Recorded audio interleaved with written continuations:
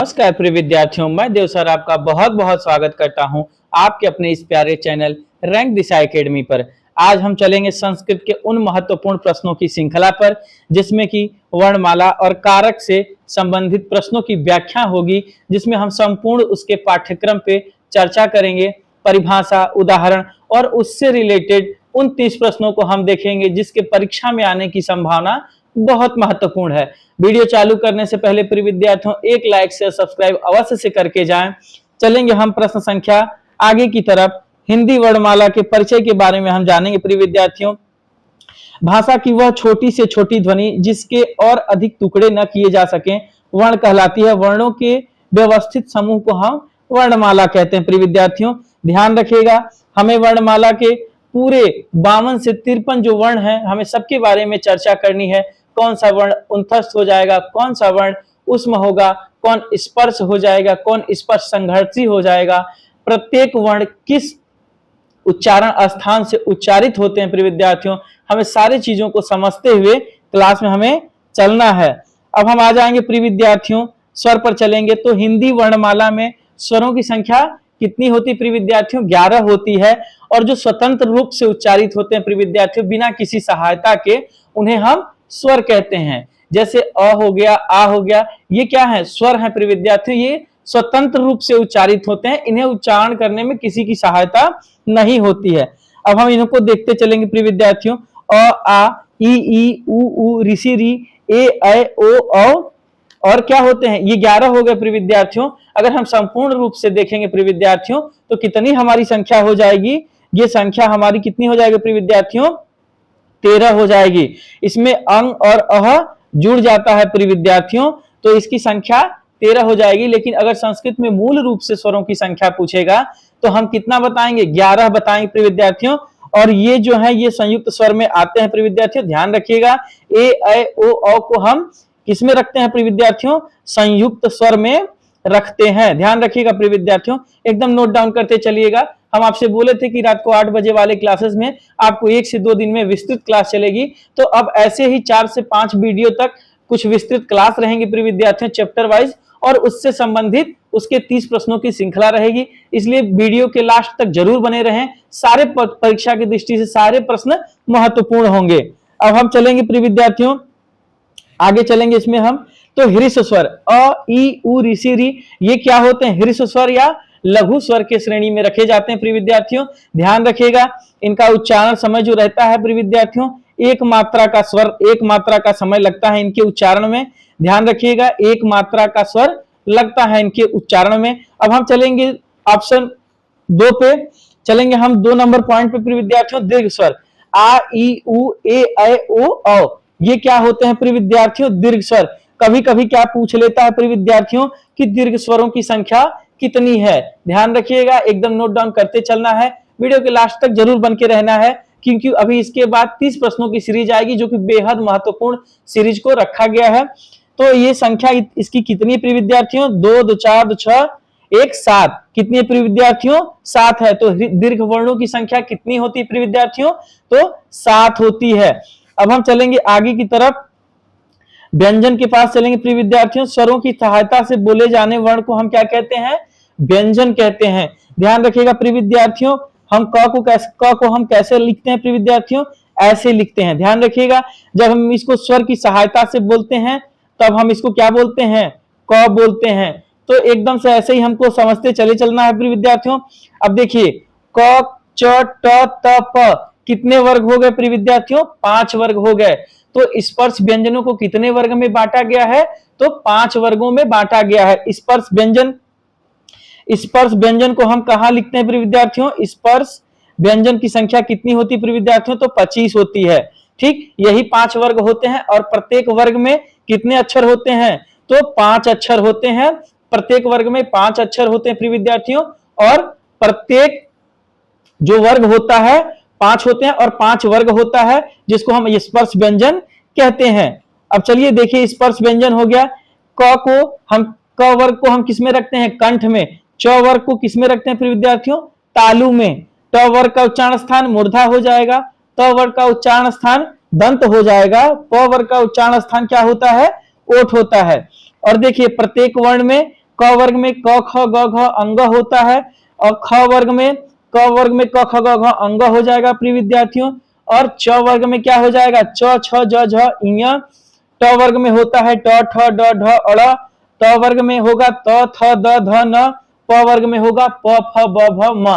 तो हमें उच्चारण स्थान एकदम याद रख के चलना है। 1 से 2 क्वेश्चन उच्चारण स्थान से पूछे जाएंगे, 1-2 क्वेश्चन अल्प प्राण महाप्राण से होगा, 1 से 2 क्वेश्चन घोष अघोष से होगा। तो हमें सारे टॉपिक को ऐसे लेके चलना है। अब हम चलेंगे व्यंजन के अंत, जो अन्य प्रकार हैं, जिसमें कि अंतस्थ व्यंजन होते हैं, उष्म व्यंजन है, संयुक्त व्यंजन है और द्विगुण व्यंजन है। तो अंतस्थ व्यंजन में य र ल व होता है प्रिय विद्यार्थियों। उष्म व्यंजन में स श स ह होता है। संयुक्त व्यंजन में छ त्र ज्ञ स्र होगा प्रिय विद्यार्थियों। और द्विगुण व्यंजन में ड और ढ होता है। खास तौर से इन सबको याद रखिएगा, संयुक्त व्यंजन जरूर पूछ लेता है, और संयुक्त व्यंजन में आपसे इसका विक्षेपण पूछ लेगा, विच्छेद करके पूछ लेता है। अंतस्थ व्यंजन एकदम रट के चलना है हमको, इसको भी ध्यान रखना है प्रिय विद्यार्थियों, और इसको भी। अब हम चलेंगे कारक की तरफ। संज्ञा या सर्वनाम का क्रिया के साथ संबंध बताने वाले शब्द को हम कारक कहते हैं। ऐसे शब्द जो संज्ञा या सर्वनाम का क्रिया के साथ जब संबंध बताते हैं, तो हम ऐसे शब्दों को किसके श्रेणी में रखते हैं प्रिय विद्यार्थियों, कारक के श्रेणी में हम रखते चलते हैं। जैसे राम ने रावण को बाण से मारा, ठीक है प्रिय विद्यार्थियों, इसमें क्या है, राम ने रावण को बाण से मारा। अब देखिए इसमें क्या है, इसमें सभी कारक लगभग लग चुके हैं प्रिय विद्यार्थियों। ध्यान रखिएगा हिंदी में कारकों की संख्या कितनी होती है, 8 होती है। ध्यान रखिएगा हिंदी में कारकों की संख्या 8 होती है, और संस्कृत में कारकों की संख्या कितनी होती है, 6 होती है। चलिए चलते हैं अब हम आगे की तरफ, कारक और विभक्तियां। कारक और विभक्तियों की तरफ चलेंगे। कारक पहला कर्ता कारक होता है, और इसका विभक्ति चिन्ह क्या है प्रिय विद्यार्थियों, ने। कर्ता ने कर्म को करण से द्वारा, संप्रदान को के लिए, आपादान से। ध्यान रखिएगा इसमें संप्रदान को के लिए, आपादान से, इसमें अलग होने की बात करता है प्रिय विद्यार्थियों। तो जब एक वस्तु का दूसरे वस्तु से अलगाव होता है, चाहे एक जगह से दूसरे जगह पृथक होता है प्रिय विद्यार्थियों, तो वहां पे कौन सा कारक लगता है, आपादान कारक लगता है। जैसे वृक्ष से पत्ते गिर गए प्रिय विद्यार्थियों, तो यहां से कौन सा कारक लगेगा, वृक्ष से पत्ता गिरा, वृक्ष से पत्ता गिरा, यहां से कौन सा कारक लगेगा, तो यहां कारक लग जाता है, अपादान कारक होता है। अब संबंध कारक का की के, जब हम किसी व्यक्ति के बीच या किसी वस्तु के बीच संबंध स्थापित करते हैं, तो वहां पे हम ये संबंध कारक लगता है। ठीक, राम रमेश का भाई है, जैसे राम रमेश का भाई है, तो यहाँ पे कौन सा कारक लग जाएगा, संबंध कारक लगता है। इसका विभक्ति और चिन्ह क्या है, का की के। ध्यान रखिएगा। अब अधिकरण कारक, में पर पे, ये कौन सा कारक होता है, अधिकरण कारक होता है। ठीक है, मेज पर पुस्तकें रखी हैं, प्रिय विद्यार्थियों ध्यान रखिएगा, मेज पर पुस्तकें रखी हैं। ध्यान रखिएगा अधिकरण कारक का विभक्ति चिन्ह पर होता है। अब संबोधन, हे, अरे, अजी, ऐसे करके जब हम किसी को संबोधित करते हैं, अजी आइए ना, अरे कहाँ जा रहे हो, तो ऐसे जब हम संबोधन देके किसी चीज को कहते हैं, किसी से बात करते हैं, तो वहां पे हमारी कौन सी कारक लग जाता है प्रिय विद्यार्थियों, संबोधन कारक लगता है। उम्मीद करते हैं प्रिय विद्यार्थियों कि आपको संबोधन कारक को अच्छे से समझ में आ गया होगा। अभी 3 से 4 दिन हमेशा विस्तृत क्लासों के साथ अभ्यास प्रश्न की श्रृंखला आती रहेगी।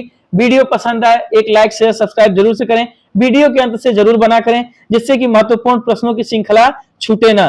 देखिए एक से एक महत्वपूर्ण प्रश्नों को रखा गया है प्रिय विद्यार्थियों, इसलिए प्रश्न पे लास्ट तक बने रहेंगे। चलते हैं हम प्रश्न श्रृंखला के क्वेश्चन नंबर 1 की तरफ। प्रश्न श्रृंखला के क्वेश्चन नंबर 1 की तरफ चलेंगे प्रिय विद्यार्थियों। वर्णों के व्यवस्थित समूह को क्या कहते हैं, शब्द समूह, वर्णमाला, पद, वाक्य। जल्दी से बताएं इस प्रश्न का सही उत्तर क्या हो जाएगा।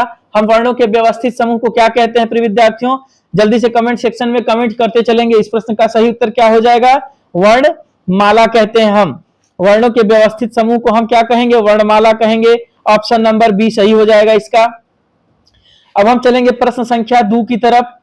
हिंदी वर्णमाला में मूलतः स्वरों की संख्या कितनी है, प्रिय विद्यार्थियों ध्यान रखिएगा, इस शब्द को मूलतः पूछा है। अगर पूछता आपसे कि हिंदी वर्णमाला में कुल स्वरों की संख्या कितनी है, तो हम क्या लगाते प्रिय विद्यार्थियों, 13 लगाते। लेकिन अगर यहाँ पे मूलतः पूछ लिया प्रिय विद्यार्थियों, तो हम ऑप्शन नंबर बी के साथ जाएंगे। हम ऑप्शन नंबर किसके साथ जाएंगे, बी के साथ जाएंगे। ऑप्शन नंबर बी इस प्रश्न का सही उत्तर हो जाएगा। 11 नंबर, ठीक। मूलतः स्वरों की संख्या कितनी होती है प्रिय विद्यार्थियों, तो मूलतः संख्या कितनी होती है, 11 होती है। अब हम चलेंगे प्रश्न संख्या 3 की तरफ। क वर्ग का उच्चारण स्थान क्या है, तालु, मूर्धा, कंठ, ओष्ठ। जल्दी से बताएंगे प्रिय विद्यार्थियों, कमेंट सेक्शन के माध्यम से करते चलें, जिससे कि क्या होगा, प्रश्न अस्थायी होता चला जाएगा और दिमाग में प्रश्न आता रहता है। इसलिए कमेंट हमको करते चलना है, जिससे कि हमें गलतियों का एहसास होते रहेगा। क वर्ण का उच्चारण स्थान क्या हो जाएगा प्रिय विद्यार्थियों, तो इस प्रश्न का सही उत्तर क्या हो जाएगा, ऑप्शन नंबर सी हो जाएगा, कंठ। अब हम चलेंगे प्रश्न संख्या 4 की तरफ चले जाएंगे। अयोगवाह वर्णों की संख्या। अयोगवाह वर्ण कौन से हैं, अयोगवाह वर्ण निम्नलिखित में से अयोगवाह वर्ण कौन से हैं, अंग, अह, अ, आ, ई, ऋषि, री और री। जल्दी से बताएंगे कमेंट सेक्शन के माध्यम से, इस प्रश्न का सही उत्तर क्या हो जाएगा। तो अयोगवाह कौन से वर्ण होते हैं, अंग और अह को हम अयोगवाह में रखते हैं। और जब मूल स्वर में क्या होता है, अंग अह नहीं रखा जाता, इसलिए मूल स्वरों की संख्या 11 मानी जाती है। और जब कुल स्वरों की संख्या पूछेगा, तो हम अंग अह को ऐड कर लेंगे और मूल पूरे स्वरों की संख्या कितनी हो जाएगी प्रिय विद्यार्थियों, तो 13 हो जाएगी। अब चलेंगे हम प्रश्न संख्या 5 की तरफ। स स स ह में कौन सा व्यंजन है, जल्दी से बताएं प्रिय विद्यार्थियों, इस प्रश्न का सही उत्तर क्या हो जाएगा। स स स ह कौन से व्यंजन कहलाते हैं, स्पर्श व्यंजन, अंतस्थ व्यंजन, ऊष्म व्यंजन, संयुक्त व्यंजन। जल्दी से बताएंगे कमेंट सेक्शन के माध्यम से, इस प्रश्न का सही उत्तर क्या हो जाएगा। तो स स स ह को हम कौन सा व्यंजन में रखते हैं, ऊष्म व्यंजन में रखते हैं। ठीक है, इनकी संख्या कितनी होती है, 4 होती है। कभी कभी आपसे ये भी पूछ लेता है कि ऊष्म वर्णों की संख्या है, तो आपको ये भी ध्यान में रख के चलना है कि ऊष्म वर्णों की संख्या कितनी होती है। अब हम चलेंगे प्रश्न संख्या 6 की तरफ। य, र, ल, व किस वर्ग के व्यंजन है, ऊष्म व्यंजन, अंतस्थ व्यंजन, तालव्य व्यंजन, दंत व्यंजन। तो इसका प्रश्न का सही उत्तर क्या हो जाएगा प्रिय विद्यार्थियों, ऑप्शन नंबर बी हो जाएगा। उस अंतस्थ व्यंजन को हम य, र, ल, व के नाम से जानते हैं। इनकी संख्या कितनी होती प्रिय विद्यार्थियों, तो इनकी संख्या 4 होती है। अब हम चलेंगे प्रश्न संख्या 7 की तरफ। ने किस कारक का विभक्ति चिन्ह है, कर्म कारक, करण कारक, कर्ता कारक, संप्रदान कारक। जल्दी से बताएंगे प्रिय विद्यार्थियों, इस प्रश्न का सही उत्तर क्या हो जाएगा। ने विभक्ति, ने किस कारक का विभक्ति चिन्ह है, जल्दी से बताएं।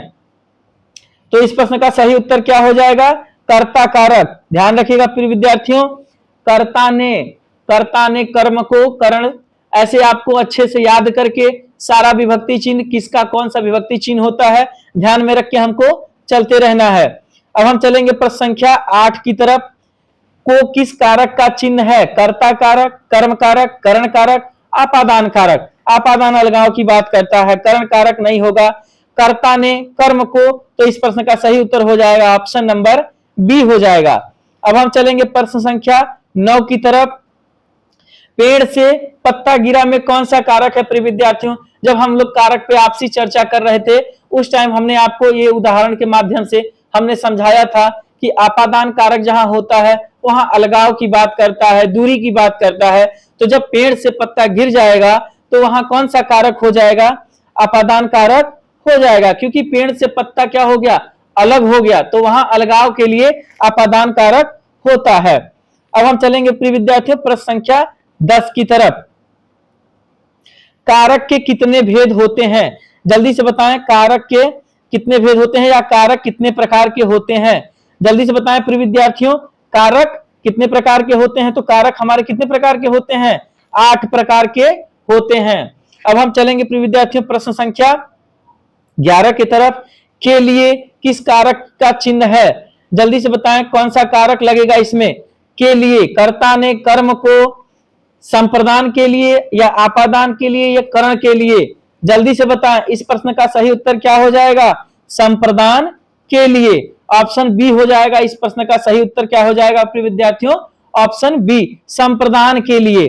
ठीक है, अब हम चलेंगे प्रश्न संख्या 12 की तरफ। राम की पुस्तक में कौन सा कारक है प्रिय विद्यार्थियों? जल्दी से चलिए इस प्रश्न का सही उत्तर बताएंगे। राम की पुस्तक में कौन सा कारक है? संबंध कारक, अधिकरण कारक, संबोधन कारक, करण कारक। देखिए हमने आपको जब कारक पे विस्तृत चर्चा हो रही थी हमारी, तो हमने वहां क्या बताया था? का, की, के जहां लगा रहता है वहां कौन सा कारक होता है? वहां संबोधन वहां संबंध कारक लगा रहता है। तो इस प्रश्न का सही उत्तर हो जाएगा ऑप्शन नंबर ए हो जाएगा।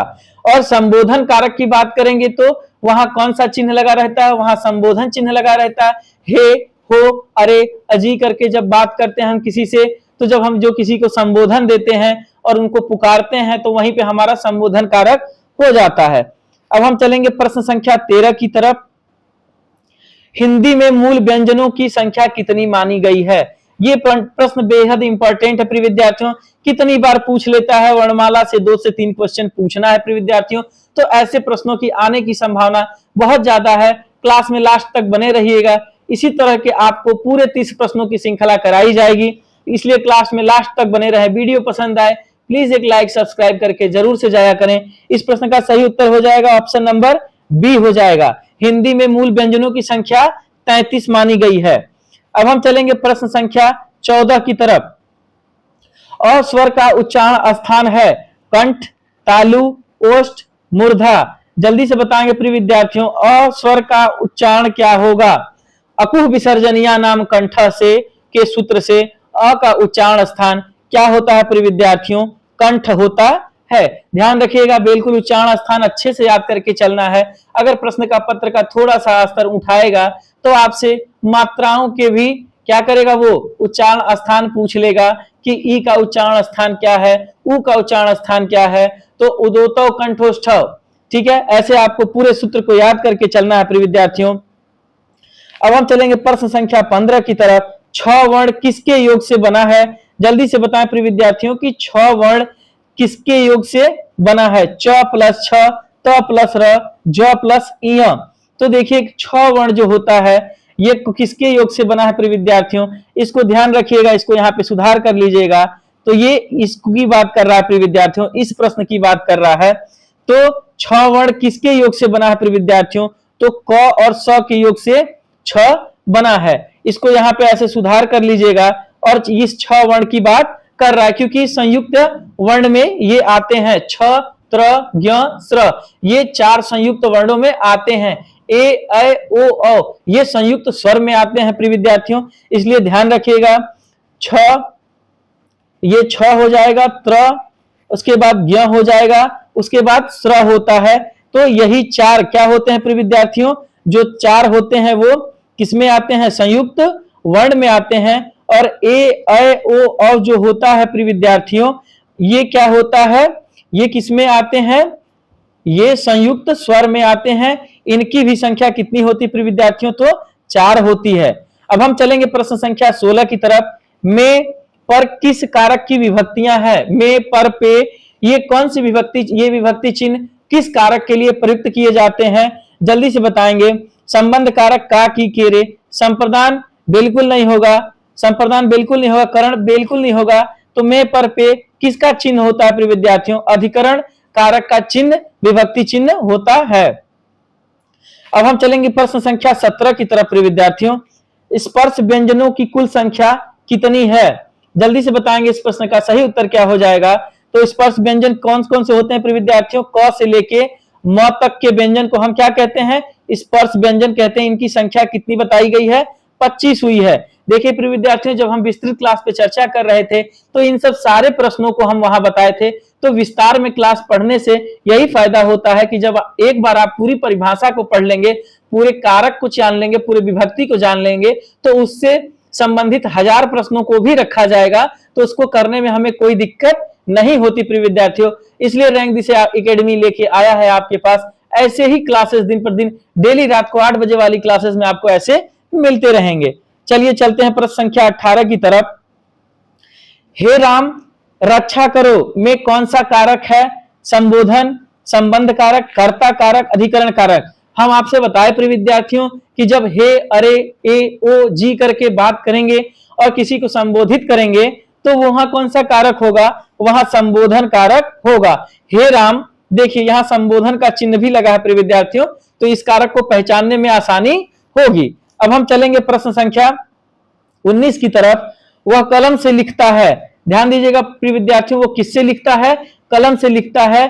में से क्या है, जल्दी बताएं। करण कारक, अपादान कारक, संप्रदान कारक, कर्म कारक। देखिए जहां अलगाव रहता है वहां क्या होता है, अपादान होता है। वह किस चीज से लिख रहा है प्रिय विद्यार्थियों, जल्दी से बताएंगे वो किस चीज से लिख रहा है प्रिय विद्यार्थियों। प्रश्न संख्या कौन सा है, 19 है। तो किससे लिख रहा है, पेन से लिख रहा है।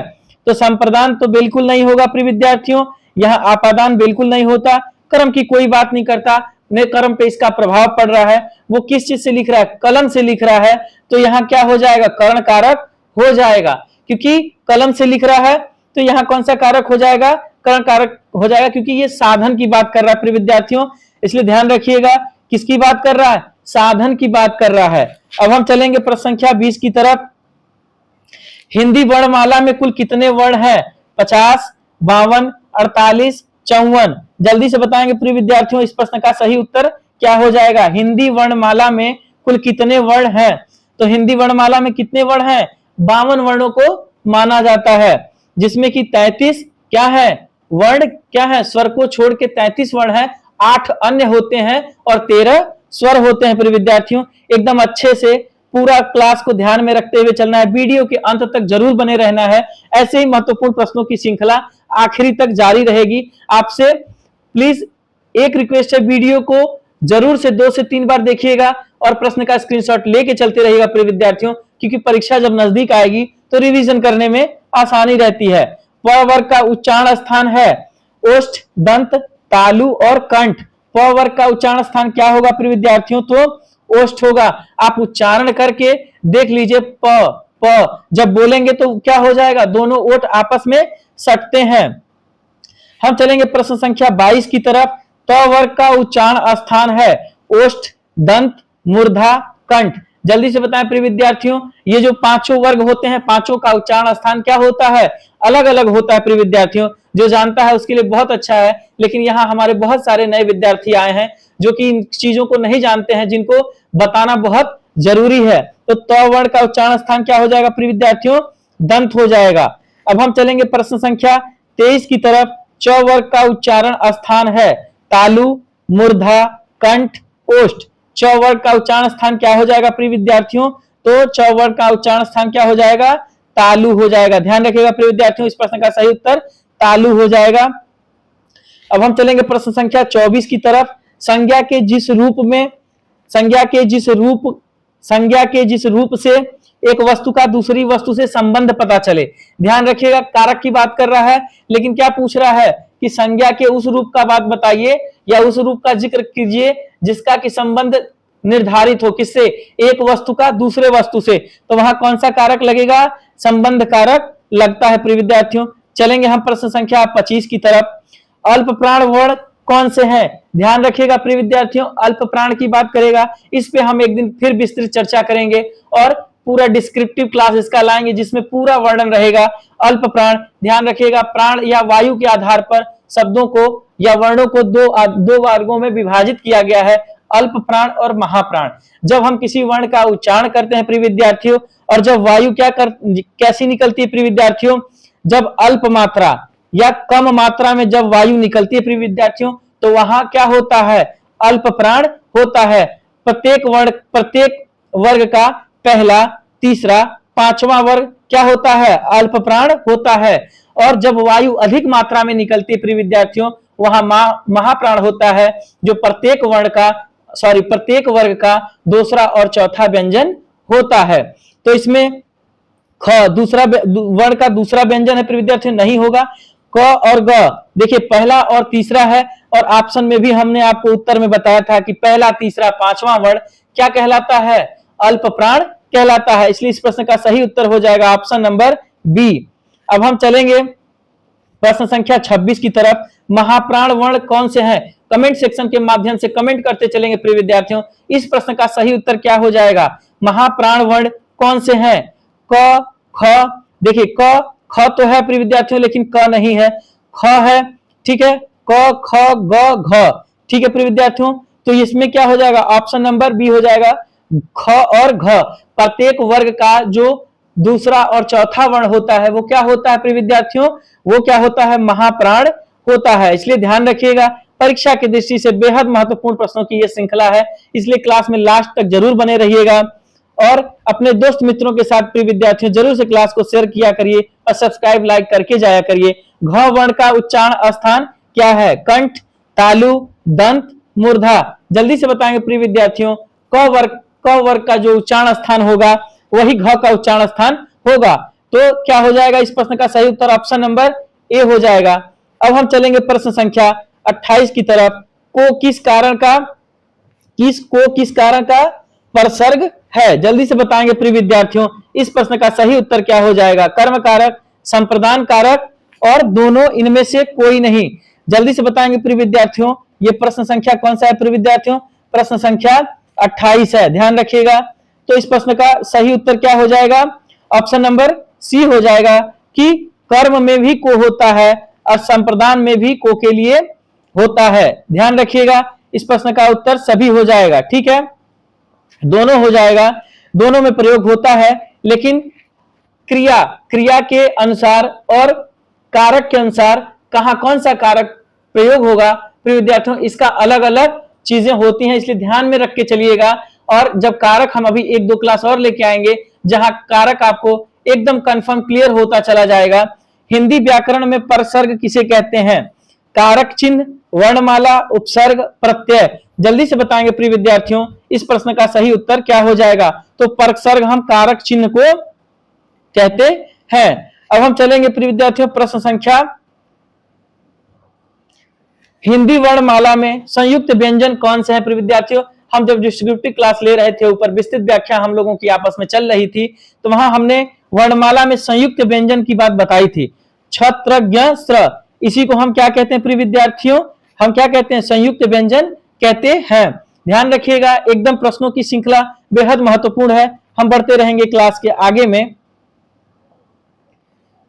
चलिए प्रिय विद्यार्थियों, धन्यवाद, नमस्कार, मिलते हैं कल रात के 8 बजे वाली क्लासेस में। वीडियो पसंद आए तो प्लीज एक लाइक शेयर सब्सक्राइब जरूर से करके जाएं, बेल आइकन को प्रेस कर लें जिससे प्रत्येक दिन रात को 8 बजे वाली क्लासेस आपको मिलती रहे। धन्यवाद।